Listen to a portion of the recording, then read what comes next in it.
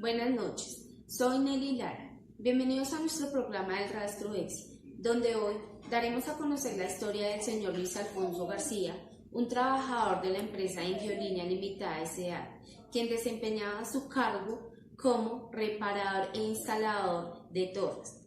El pasado mes de octubre del año 2003 sufrió un accidente laboral a causa de una mina antipersonal en la población del Carmen de Bolívar, cuando iba en compañía de una cuadrilla a realizar el desmontaje de la Torre 274.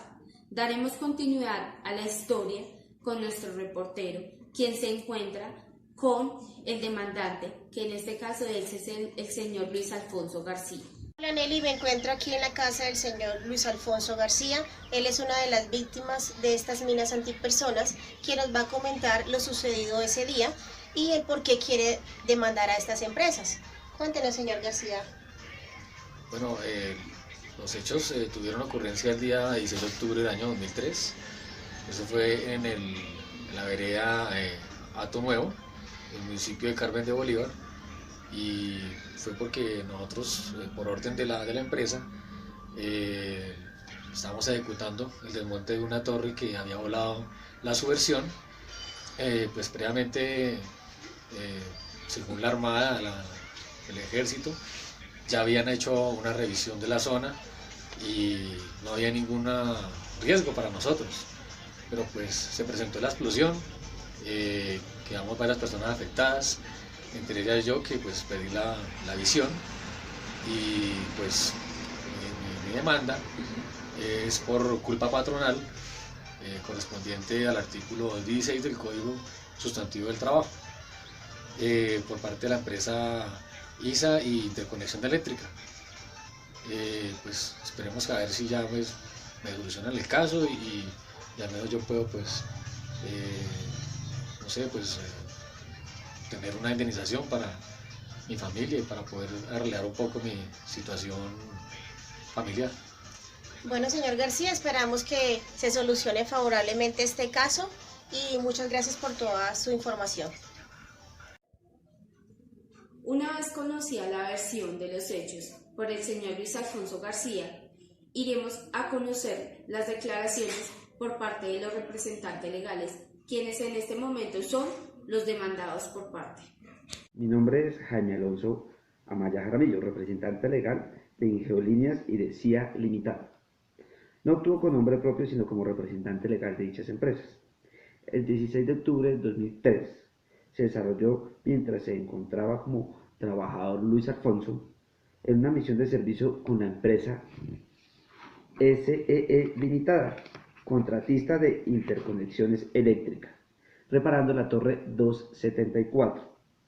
Hay que resaltar que al ingreso de los trabajadores a dicha zona, según la norma vigente, el ingeniero, que en este caso es el ingeniero de ISA, tiene que autorizar el ingreso. Pero ¿quién autoriza al ingeniero de ISA el ingreso de dichas personas? En este caso es el Ejército Nacional. Teniendo en cuenta que nuestra empresa Ingeolíneas ha generado contratos directos con la empresa ISA en algunos casos, pero no ha generado contratos directos con la empresa, en este caso que se está resaltando acá en el anterior, que es la CSE Limitada. ISA contrató con la empresa SE y con la empresa Interconexiones Eléctricas para la reparación de la Torre 274. Esta Torre 274 podemos darnos cuenta que no existía, ya que la numeración de estas torres va de la numeración de la 735 a la 953, y que en realidad la torre que estaban reparando en ese momento era la 774. Hizo el ingreso de las torres 772 y 774 a las 2 de la tarde, exactamente en la fecha 2 días antes de transcurrir el accidente. En la primera instancia, Ingeolíneas y la empresa CIA Limitada e Interconexiones Eléctricas tienen que generar un pago al señor Luis Alfonso García de la suma de 130 millones de pesos por los daños y perjuicios.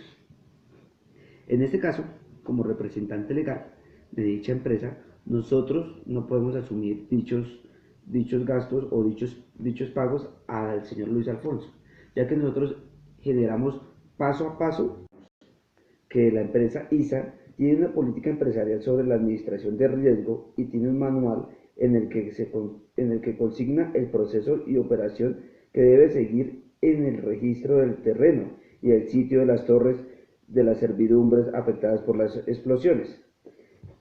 Comenzamos a darnos cuenta que dicha empresa tiene la guía y verifica que primero vaya al ejército para que se realice la inspección, ya que nosotros como ISA no tiene las herramientas técnicas para poder verificar. Entonces lo que se realizó fue, primero, se envió una solicitud escrita a la Fuerza Pública para el cubrimiento, revisión y limpieza de los explosivos en el sitio donde se encuentra ubicado la torre, en este caso la torre 774. Segundo, la Fuerza Pública envía persona calificada con equipos especializados para detectar y desactivar estos explosivos.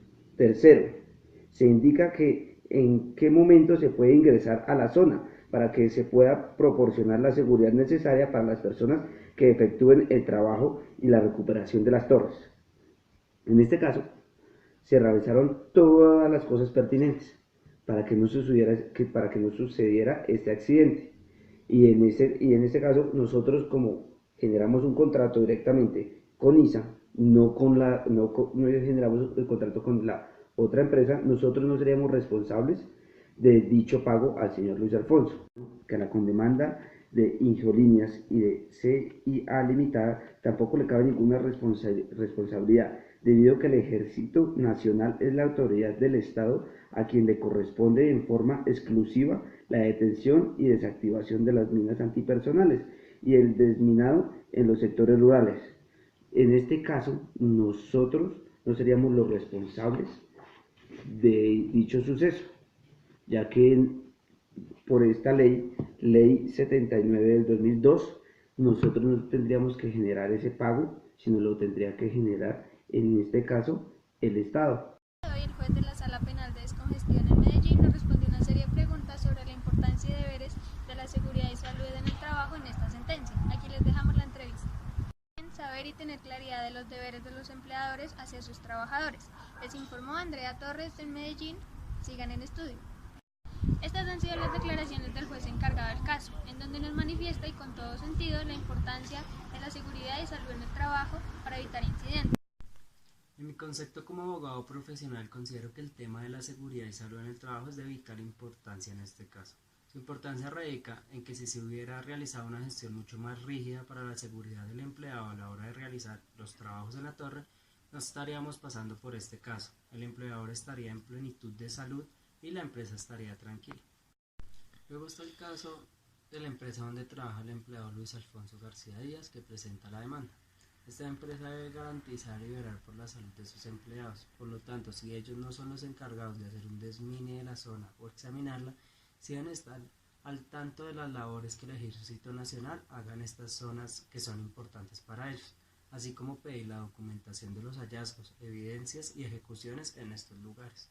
También al empleado brindarle vestimenta adecuada para la seguridad de él, ya que el riesgo no es únicamente por las minas que se puedan encontrar en la zona, sino por más cosas a la hora de realizar su trabajo. La importancia es vital en esta sentencia.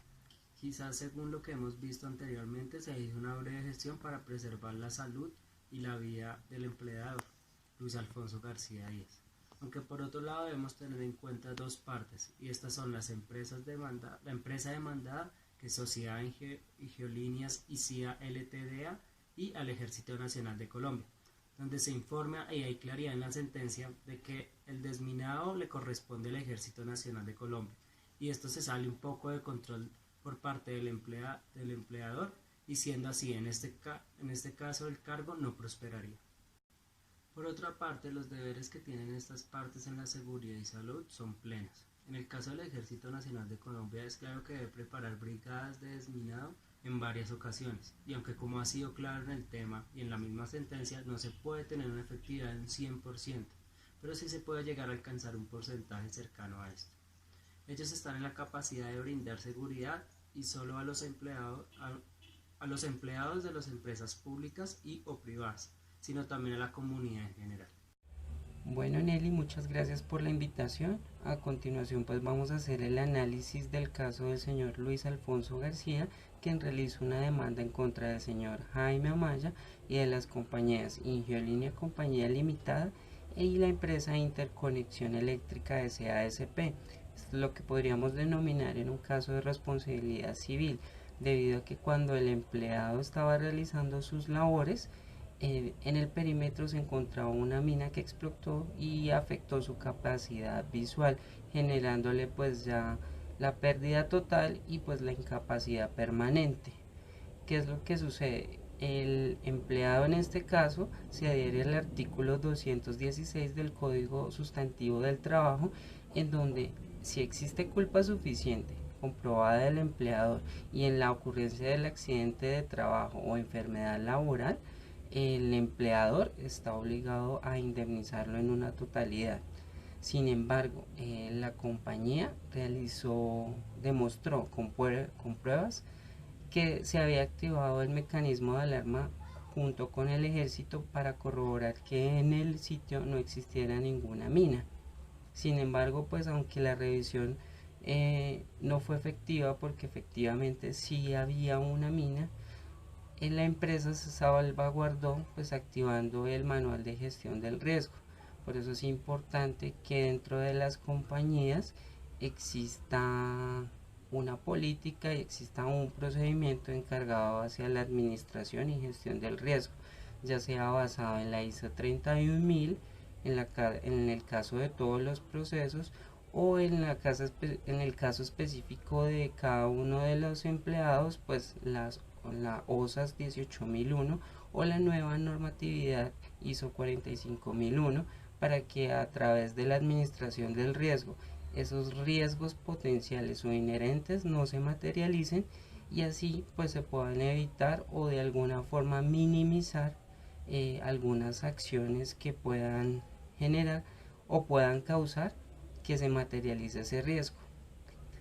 Por lo tanto, es recomendable que siempre dentro de las compañías esté todo clarificado. Pues ese sería mi comentario al respecto, Nelly. Les agradezco mucho por su invitación. Hasta la próxima. Muy buenas noches, mi nombre es Fabián David Briceño Páez, estudiante de Ingeniería Ambiental. Evaluando este caso por unas falencias que tiene el Estado para el pago o para el desembolso de este dinero que necesitaba en este caso Luis Alfonso por el tema de una mina antipersonal.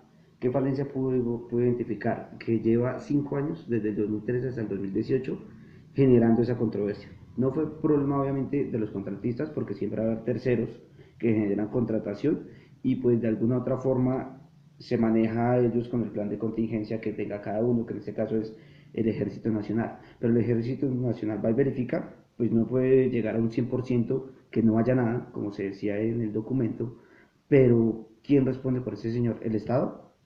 ¿Las empresas?